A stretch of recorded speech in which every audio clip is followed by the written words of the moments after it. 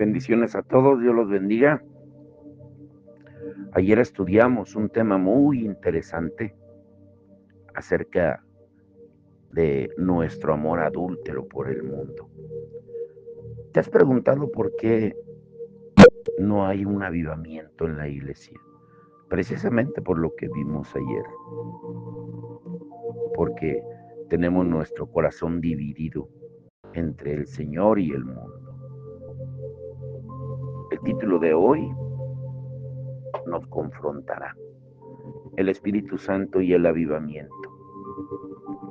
Tito 3, 5 al 6 dice: nos salvó mediante el lavamiento de la regeneración y de la renovación por el Espíritu Santo, el cual fue derramado abundantemente sobre nosotros por medio de Jesucristo, nuestro Salvador. Tito 3, 5 al 6 ofrece una imagen del derramamiento del Espíritu Santo, no como unas cuantas gotas de agua, sino como un aguacero torrencial que empapa la tierra. Durante su vida, Pablo experimentó este aguacero en la difusión del Evangelio, cuando Dios derramó espléndidamente el Espíritu Santo por medio de Jesucristo nuestro Salvador. Cuando el temor de Dios cayó sobre las comunidades, muchas personas fueron convertidas, ciudades enteras y naciones fueron transformadas, se fundaron iglesias y los cristianos fueron afirmados en su interés en la sangre del Salvador. Y esto fue evidencia de un avivamiento. Ahora, la historia de la iglesia fue moldeada por grandes líderes y avances espirituales memorables que a su vez dieron forma a la historia de las naciones. Y veamos algunos ejemplos de avivamiento en la Biblia. Veamos 3 ejemplos de avivamiento en el Antiguo Testamento. Número 1, Josías descubre el libro de la ley. Cuando el rey Josías tenía 26 años, se encontró en el templo de Israel una antigua copia de la palabra de Dios. Por siglos, las escrituras se habían perdido y nadie, ni siquiera los sacerdotes, se habían dado cuenta. Cuando se volvió a descubrir el libro de la ley, tuvo un efecto profundo en el rey. Los sacerdotes y todo el pueblo de Israel, dice Segunda de Crónicas 34, 14 al 21, al sacar el dinero recaudado en el templo del Señor, el sacerdote Hilquías encontró el libro de la ley del Señor dada por medio de Moisés. Hilquías le dijo al cronista Safán: he encontrado el libro de la ley en el templo del Señor. Entonces se lo entregó y Safán se lo llevó al rey. Le dijo: Majestad, sus servidores están haciendo todo cuanto se les ha encargado. Han recogido el dinero que estaba en el templo del Señor y se lo han entregado a los supervisores y a los trabajadores. En sus funciones de cronista, Safán también informó al rey que el sumo sacerdote Hilquías le había entregado un libro, el cual leyó en presencia del rey. Cuando el rey oyó las palabras de la ley, se rasgó las vestiduras en señal de duelo y dio esta orden a Hilquías, a Ahicam, hijo de Safán, a Abdón, hijo de Micaías, al cronista Safán y a Asaías, su ministro personal. Con respecto a lo que dice este libro que se ha encontrado, vayan a consultar al Señor por mí y por el remanente de Israel y de Judá. Sin duda que la gran ira del Señor se ha derramado contra nosotros, porque nuestros antepasados no tuvieron en cuenta su palabra, ni actuaron según lo que está escrito en este libro. Después, Josías reunió a todos los ancianos de Judá y Jerusalén, los hombres de Judá, el pueblo de Jerusalén, los sacerdotes y los levitas, todos fueron al templo donde se leyó el libro del pacto. El rey Josías renovó el pacto que Israel había hecho con Dios y prometió guardar todos los mandamientos, normas y decretos de todo corazón y con toda el alma. Después hizo que todos en Jerusalén y Benjamín se comprometieran a cumplir la ley. Esta escritura habla claramente de lo que Josías hizo. Josías quitó todos los ídolos del territorio que pertenecía a los israelitas. Hizo que todos en Israel sirvieran a Dios. Y como relata Segunda de Crónicas 34-33, dice, mientras Josías vivió, no abandonaron al Señor, Dios de sus antepasados. El redescubrimiento de la ley de Dios provocó un avivamiento nacional. Hizo que un rey y su pueblo se arrodillaran en arrepentimiento y renovaran su compromiso de andar en los caminos de Dios. Ahora, número 2, la misión de Jonás a Nínive. Ese es otro ejemplo de avivamiento en la Biblia. Dios envió a Jonás a predicar el arrepentimiento al mayor enemigo de Israel, Nínive.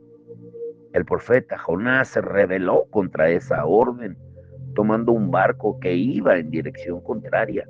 Pero después de casi ahogarse, Jonás regresó al Señor y fue a Nínive, donde comenzó a proclamar a los residentes de esa gran ciudad: dentro de 40 días, Nínive será destruida, en Jonás 3:4. ¿Y cuál fue la respuesta? Dice Jonás 3:5-10. Y los ninivitas le creyeron a Dios. Proclamaron ayuno y desde el mayor hasta el menor se vistieron de luto en señal de arrepentimiento. Cuando el rey de Nínive se enteró del mensaje, se levantó de su trono, se quitó su manto real, hizo duelo y se cubrió de ceniza. Luego mandó que se pregonara en Nínive por decreto del rey y de su corte: ninguna persona o animal ni ganado probará alimento alguno, ni tampoco pastará ni beberá agua. Al contrario, el rey ordenó que toda persona, junto con sus animales, haga duelo y clame a Dios con todas sus fuerzas. Ordena asimismo que cada uno se convierta de su mal camino y de sus hechos violentos. Y quién sabe, tal vez Dios cambie de parecer y aplaque el ardor de su ira y no perezcamos. Al ver Dios lo que hicieron, es decir, que se habían convertido de su mal camino, cambió de parecer y no llevó a cabo la destrucción que les había anunciado. Una vez más, aquí vemos la palabra de Dios correctamente proclamada, que provocó el avivamiento de un rey y toda su nación. El tercer ejemplo que encontramos de avivamiento en la Biblia, es la reconstrucción del templo de Dios. El pueblo de Dios había estado en exilio en Babilonia por 70 años. Ahora, por la milagrosa intervención de Dios, específicamente en el corazón de Ciro, el rey de Persia, muchos de los exiliados habían regresado a Israel, pero fue difícil para estos exiliados vivir para el Señor y mantenerse en un país arruinado, rodeado por enemigos que frustraban y saboteaban lo que ellos hacían. Cuidarse requería todas sus energías. Espiritualmente las cosas también comenzaron a decaer. Sin embargo, cuando se les dijo que debían reconstruir el templo, el pueblo respondió diciendo que estaban muy ocupados. Y la respuesta de Dios por medio del profeta Ageo fue muy firme en Ageo 1 del 4 al 15. Dice, ¿acaso es el momento apropiado para que ustedes habiten en casas techadas mientras que esta casa está en ruinas? Así dice ahora el Señor Todopoderoso. Reflexionen sobre su proceder. Ustedes siembran mucho, pero cosechan poco. Comen, pero no quedan satisfechos. Beben, pero no llegan a saciarse. Se visten, pero no logran abrigarse. Y al jornalero se le va su salario como por saco roto. Así dice el Señor Todopoderoso. Reflexionen sobre su proceder. Vayan ustedes a los montes, traigan madera y reconstruyan mi casa. Yo veré su reconstrucción con gusto y manifestaré mi gloria, dice el Señor. Ustedes esperan mucho, pero cosechan poco. Lo que almacenan en su casa, yo lo disipo de un soplo. ¿Por qué? Porque mi casa está en ruinas mientras ustedes solo se ocupan de la suya, afirma el Señor Todopoderoso. Por eso, por culpa de ustedes, los cielos retuvieron el rocío y la tierra se negó a dar sus productos. Yo hice venir una sequía sobre los campos y las montañas, sobre el trigo y el vino nuevo, sobre el aceite fresco y el fruto de la tierra, sobre los animales y los hombres y sobre toda la obra de sus manos. Zorobabel, hijo de Salatiel, el sumo sacerdote, Josué, hijo de Josadac, y todo el resto del pueblo obedecieron al Señor su Dios, es decir, obedecieron las palabras del profeta Ageo, a quien el Señor su Dios había enviado. Y el pueblo sintió temor en la presencia del Señor. Entonces Ageo, su mensajero, comunicó al pueblo el mensaje del Señor. Yo estoy con ustedes. Yo, el Señor, lo afirmo. Y el Señor inquietó de tal manera a Zorobabel, hijo de Salatiel, gobernador de Judá, y al sumo sacerdote Josué, hijo de Josadac, y a todo el resto del pueblo, que vinieron y empezaron a trabajar en la casa de su Dios, el Señor Todopoderoso. Era el día 24 del mes sexto del segundo año del rey Darío. Esta escritura de Ageo 1, 4 al 15 relata la historia de la redención, que ofrece muchos ejemplos de avivamientos que conmovieron a naciones, renovaron la fe en el Señor, llevaron a hombres y mujeres a destruir ídolos y obrar para el Señor, y llevaron a muchas personas al arrepentimiento. Estos tres ejemplos que acabamos de ver, ejemplos del Antiguo Testamento, no son cuentos populares, tampoco ofrecen un patrón invariable. Por ejemplo, cuando Israel vagó por el desierto, el pueblo fue testigo de bendiciones y milagros extraordinarios, como la división del mar Rojo, el maná que cayó del cielo por años, el agua que brotó de una roca y la poderosa predicación de Moisés. Sin embargo, a pesar de esas maravillas, el pueblo de Israel no experimentó un avivamiento. Todos ellos perecieron en el desierto. Además, bajo el poderoso ministerio de Jeremías, Israel como nación no se volvió a Dios.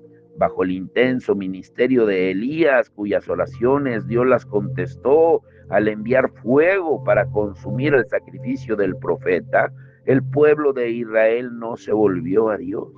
Entonces las maravillas del cielo no necesariamente llevan a las personas a un avivamiento nacional. Volverse a Dios se da, escuchen bien esto, única y exclusivamente por la gracia vivificadora de Dios, el Espíritu Santo. Lo diré de nuevo. Volverse a Dios se da única y exclusivamente por la gracia vivificadora de Dios, el Espíritu Santo. Veamos ahora ejemplos de avivamiento en el Nuevo Testamento. En el libro de Hechos, número 1, el sermón de Pedro en Pentecostés.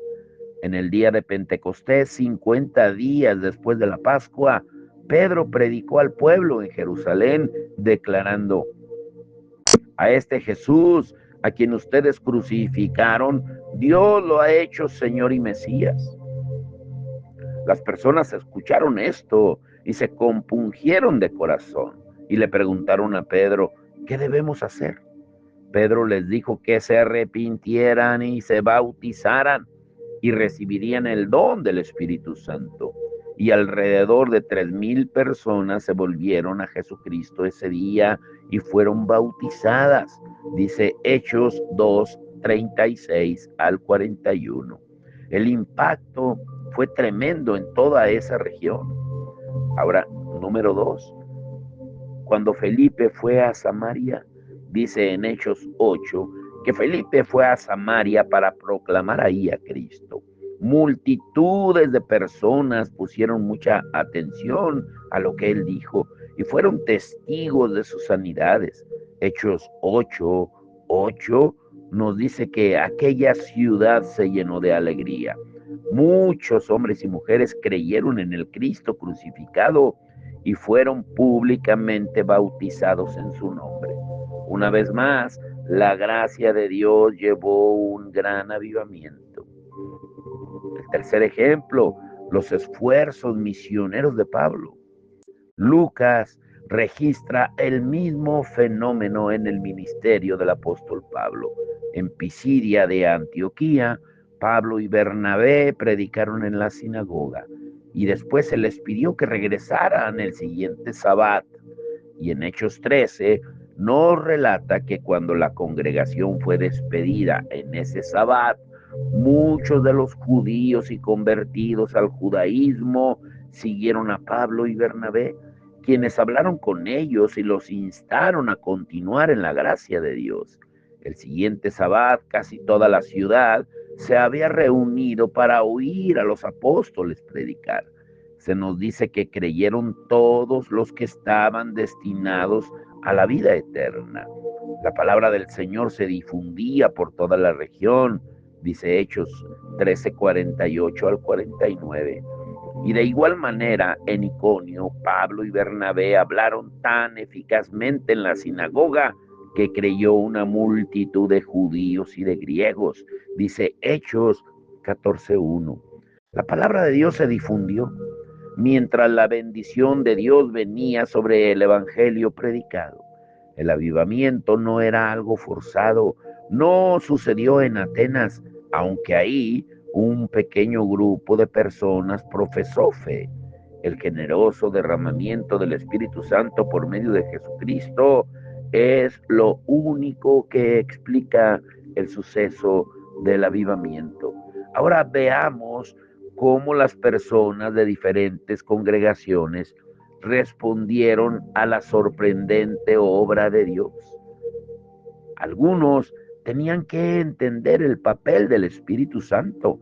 Pablo le escribió a la iglesia específicamente de Tesalónica, explicándole cómo el evangelio había llegado a esa congregación.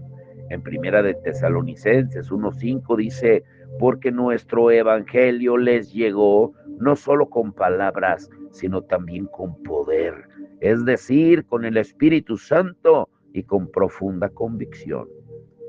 Qué palabras tan conmovedoras. Las podemos leer y pensar.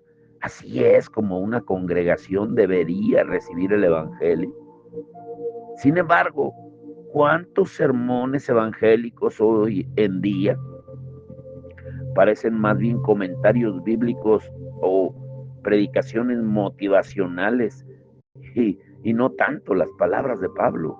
Nuestra predicación no solo debe ser en palabra, sino también como en Tesalónica, se debe dar con oración sincera para que el poder del Espíritu Santo obre en las personas y venga una profunda convicción en los oyentes mientras la palabra se predica.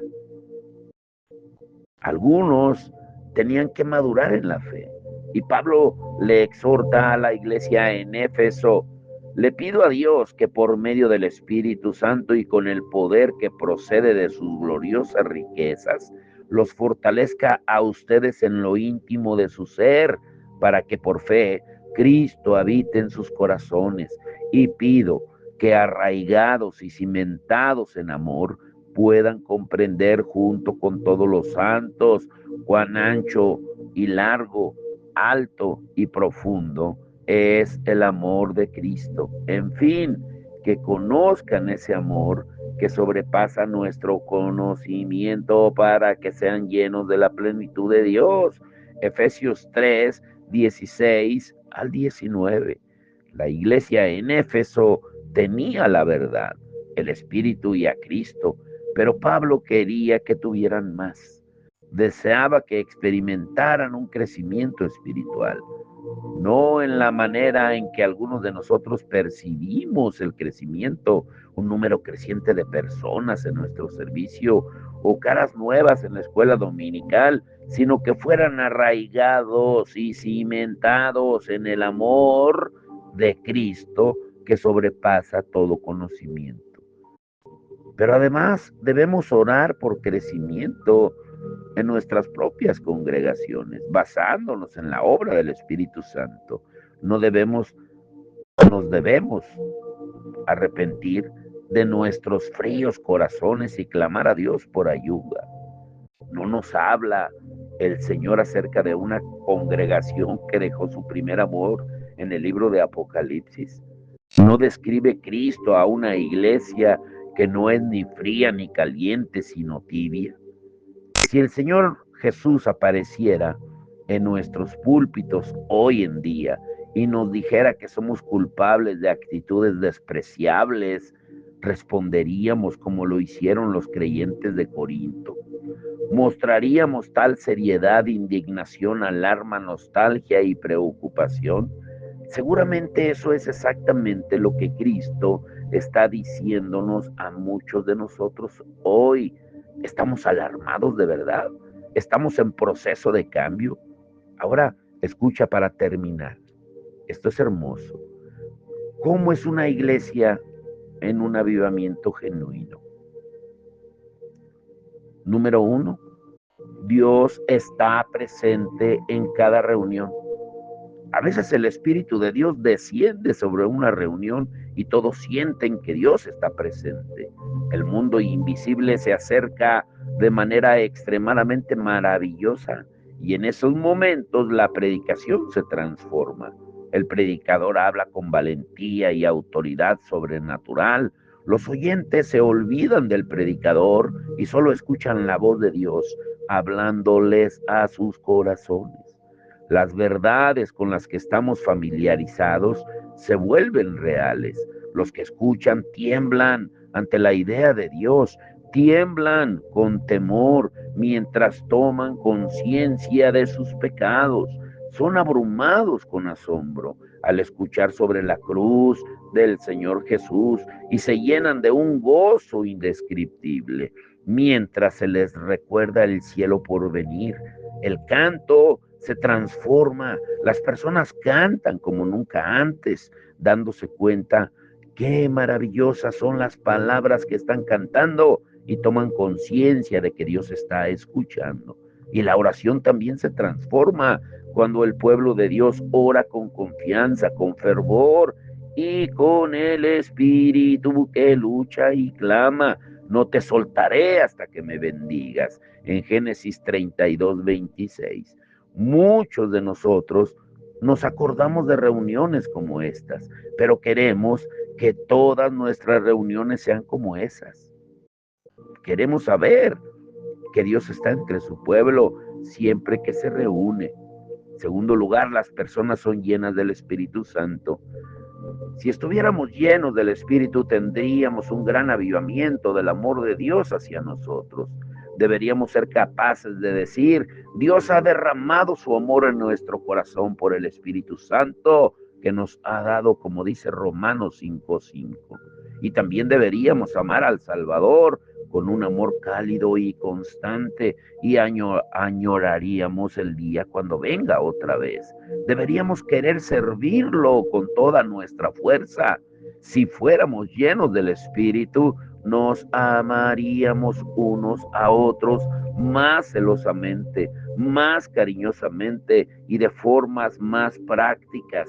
Oraríamos unos por otros con más constancia, nos comprometeríamos más plenamente con la vida de la iglesia, estaríamos ansiosos por estar con nuestros hermanos en la fe y hacer todo lo posible para estar en las reuniones de la iglesia. Tendríamos ganas de estar en la cena del Señor para alimentarnos de Cristo.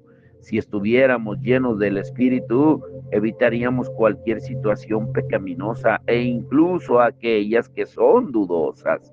Le daríamos la espalda a los entretenimientos y a las distracciones mundanas. En cada situación nos preguntaríamos, ¿cómo puedo honrar a Dios? En lugar de, ¿qué quiero hacer? Trataríamos nuestros problemas de una manera bíblica, especialmente nuestros desacuerdos con otros miembros de la iglesia. Oraríamos en las reuniones de oración de la iglesia. No dejaríamos que las antipatías y los rencores infectaran nuestros corazones. Nos disculparíamos y seríamos íntegros con las personas. Hablaríamos con las personas que nos ofenden, no hablaríamos de ellas detrás de sus espaldas. La vida en la iglesia sería más dulce y más feliz. Y en tercer y último lugar, muchos serían convertidos. Los miembros de nuestra familia por los que hemos orado intensamente cambiarían su actitud hacia nuestro Señor. Si el Espíritu Santo viniera sobre nuestras congregaciones, los jóvenes que profesaron fe en Cristo cuando eran adolescentes, pero que desde entonces se han apartado, regresarían a la iglesia. Los maridos cuyas esposas han orado por ellos durante años, darían fin a su rebelión y doblarían sus rodillas en reverencia a Cristo. Si somos testigos de la conversión de estudiantes y de los hijos de los miembros de la iglesia, podría suceder también. Pero ¿qué pasa con la gente que está totalmente fuera de Cristo? ¿Qué pasa con los musulmanes, los policías, los profesores, los pescadores, los joyeros, los clérigos, los testigos de Jehová, mormones, periodistas, vendedores de autos, los gerentes de banco, los científicos que son absolutamente indiferentes, que saben de Cristo? Las puertas del cielo están abiertas para todos. Durante los tiempos de avivamiento espiritual, a muchas personas se les da el valor para compartir su fe con quien sea que la providencia les traiga. Se cansan del materialismo, los celulares, la tecnología, los deportes, cuando consideran la grandeza de Dios. Incluso si las personas a las que se les testifica no se convierten, el temor de Dios cae sobre ellos. Y quédate con esto, medita en eso. Mañana el título estará muy hermoso. Cuando el Espíritu viene, convence al mundo de pecado, de justicia y de juicio, porque Él honra y magnifica a Jesucristo como el Hijo de Dios, y Él cambia las vidas para siempre. Las personas que habían servido al pecado vienen al Salvador cuando el Espíritu cae sobre ellos. Por eso clamemos a Dios para que Él generosamente derrame el Espíritu Santo en nosotros por medio de Jesucristo, nuestro Salvador. Y te adelanto el título de mañana: la autoridad del Espíritu Santo. Pero hoy medita en lo que hemos estudiado: el Espíritu Santo y el avivamiento. Padre, en el nombre de Jesús te damos todo el honor y la gloria. Gracias, Señor, por estos mensajes poderosos que nos has enseñado ya durante tantos meses acerca del Espíritu Santo. Y no los podemos concluir todavía porque tú nos hablas diariamente que lo que más necesitamos hoy en día es el poder de tu Espíritu, no la intelectualidad del hombre, no el conocimiento del hombre, sino el conocimiento tuyo. Necesitamos, Señor, ese poder de amor que sea derramado en cada uno de nosotros por tu Espíritu Santo. Amarte a ti, amar al prójimo, como tú lo dices, ser congruentes con nuestra vida espiritual para que el mundo vea que somos íntegros y que te seguimos a ti. Necesitamos un avivamiento, pero un avivamiento personal que comience con cada uno de nosotros, que tú manifiestes tu amor y tu gracia y tu poder en cada uno de nosotros para cumplir lo que tú ordenaste en Hechos 1:8, para hacerte testigos en Judea, Jerusalén, Samaria y hasta lo último de la tierra. Te damos todo el honor y la gloria en el nombre de Jesús. Amén y amén.